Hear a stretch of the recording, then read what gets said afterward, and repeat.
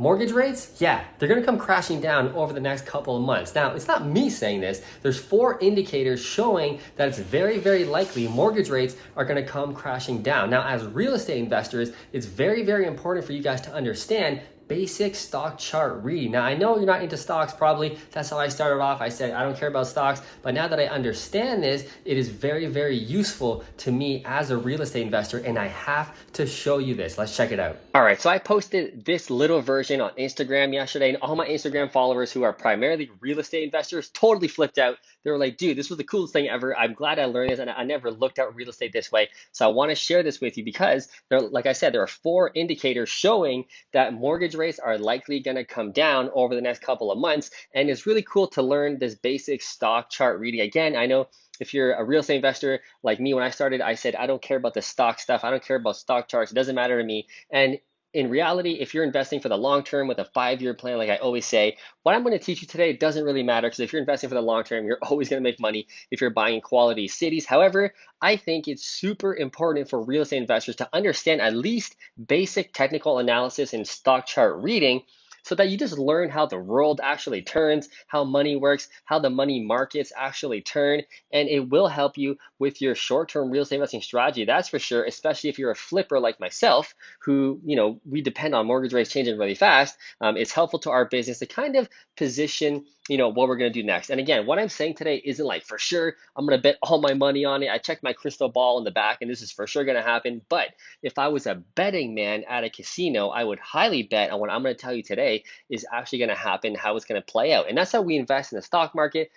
That's especially how we invest in stock options, which I really love doing, is basically putting like the stacking the deck on our side. What's most likely going to happen? What's most likely going to happen in a casino type bet, so we can bet our money on it. So this is how we do stock chart reading, but I'm going to switch it up for you as a real estate investor, because I really believe you guys should learn at least how this works. Anyway, let's get into it.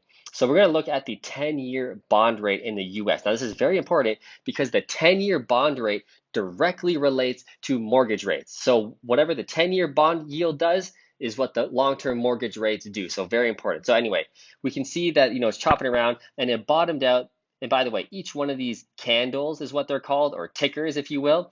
Each one of these is 1 day, one trading day. So we can see the bond rate bottomed out on February 2nd at about 3.8, and then shot way up, which is a lot for the bond yield. So 10 basis points or almost 20 basis points, shot way up over the month of February on a straight line. And the reason why is because that was January's inflation report that came out, which was a little hotter than expected. It wasn't even that hot, but it was a little hotter than expected anyway, which I'll get into at the end why that happened. So anyway, the market freaked out, and whenever inflation or economic scares happen, the bond rates go up. Why? People flee to safety. People investing in treasuries, US treasuries, which is these bond rates, that's a sign of safety. So whenever there's turmoil in the world, people flee to these bond rates. And the more people that come in, for the short term anyway, it spikes rates up to make it more attractive for people to invest in, okay? And it turns around in the end. I'll talk about that in the end, but that's essentially what happens. So basically, when the economy is doing bad, bond rates do well. When the economy is doing really well, bond rates go down because people don't want to invest in bonds anymore. When the economy is doing well, people want to invest in,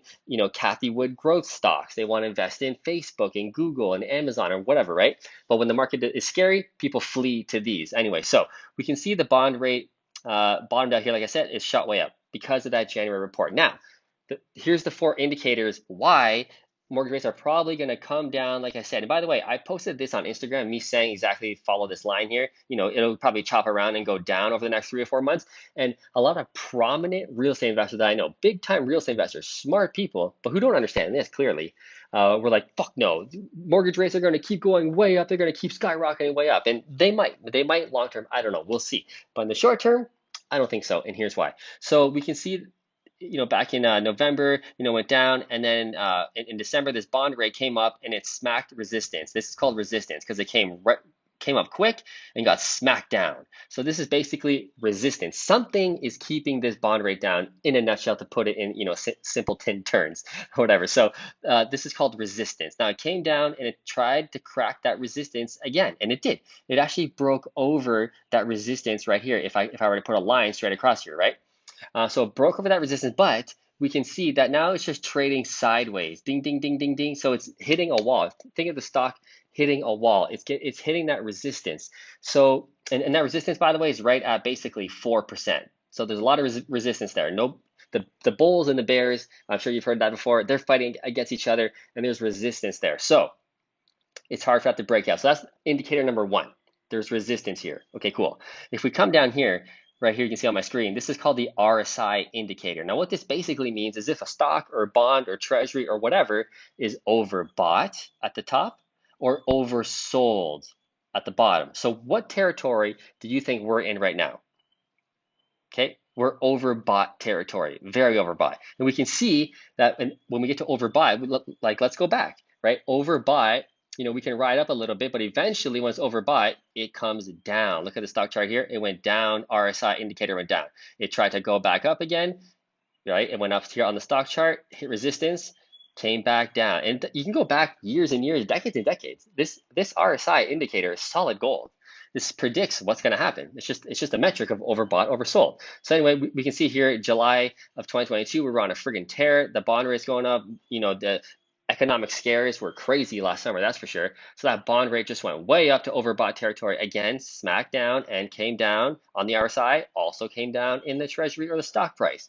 It's just how it works. So anyway, if we're looking at today to predict what's coming, well, we're in overbought territory. So that's likely this RSI is going to roll over and the stock price or the bond rate in this case will also roll over and come down. This is how it works. That's indicator number two.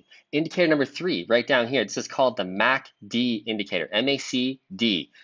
I don't know how this works. Nobody knows how this really works. But this indicator, again, is a very, very proven indicator of what a stock is going to do. So whenever this blue line you see here crosses the orange line and then is over it and it's going to hit that orange line again and go below it, this is a fantastic indicator of the stock price, or in this case, the bond rate going down. Again, I can spend like hours telling about the indicators and what each line means. We don't care. We don't need to know that as basic stock investors or real estate investors. Just know that when we're over the neutral line, which is this line right here going all the way across, see this red and green, follow my mouse. That's called the neutral line. When we're under it, it's going to spike up. When we're over it, it's likely going to come down. So when that blue line is just about to hit that orange line, it's likely going to roll over and come down, which will lead for prices coming down. That's indicator number three. Indicator number four is on that same MACD marker, we can see that we're in the green territory. See these bars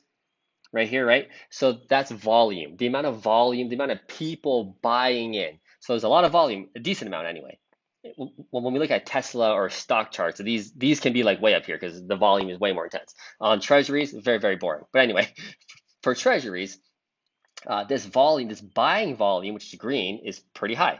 And again, we can see now it's fading, fading, fading, and it's likely, if you look at history, when it fades, it rolls over to red territory. Or right here, we had green, and it rolled over to red territory. Red territory clearly indicated a drop in the price. So with this indicator, we can see the green is rolling over. People are buying less and less and less because everybody's looking at the same indicators that I'm looking at. Everybody in the world is looking at the same things. So that's why these things work.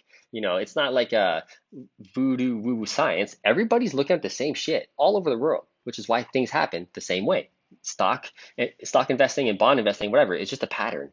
So we can see that it's going to roll over. It's probably going to go red, and that means a drop price. So with those four indicators, number one, let's start over again. We got the resistance, right? The 4% mark, we can clearly see it. It bing, bing, bing, bing, bing, bing, bing. It's hitting resistance. It's not letting it go above 4, number one. Number two, RSI, we're way overbought, which means people are going to start selling off their treasuries, which is going to, cause a crash or a correction in the price. That's number two. Number three, we got the MACD lines, indicators. The blue is going to cross the orange very soon, which almost always leads to a price down. That's number three. Number four is the volume is drying out, and it will likely go to red selling volume. That's number four. Anyway, guys, very, very cool. I don't know about you, but this shit jazzes me up. I find it so interesting.